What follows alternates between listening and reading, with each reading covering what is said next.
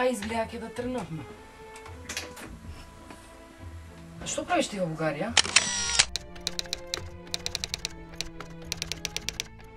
Добив стипендија за на постдипломски.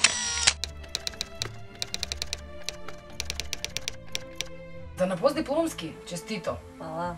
Па има и кај нас стипендии. Само ако си чедо на некој си. Ме разбираш за што ти зборувам. Да, ја научив ја добро таа лекција.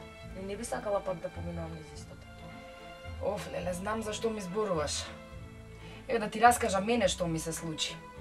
Еден испит, да не го напоменувам, професорот го полагав 9 пати поред. И на крајот, господин професор, знаеш што ми кажа? Девојче, ти нема да го положиш овој испит вака, на ваков начин. А јас, книгата ја знаев до точка и до запирка. Јасно ми е. И јас таквиот проблем го решив со валути. Што? Да не им плати 2000 евра? Зашто бе, другарке? За да си купат уште еден Мерцедес? Како не им е срам? Како не ми е срам, луѓе немаат леп да јадат. Не можам да си поверувам. Затоа си ги собрав документите и јас на кај Софија. Не знам што да кажам, кога ми текне колку пати сум чекала по ходници, на скали, а испит закажан. Од јутра до сутра, а професорката каде?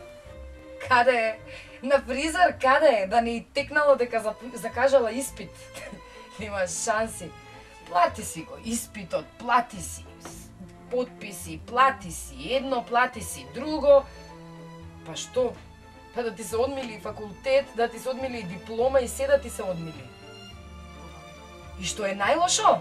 Најлошо е што немаш кај да се пожалиш. Они се и устав и закон.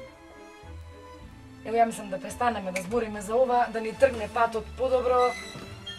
Ајде да запалиме по една цигара, да смениме тема на главата.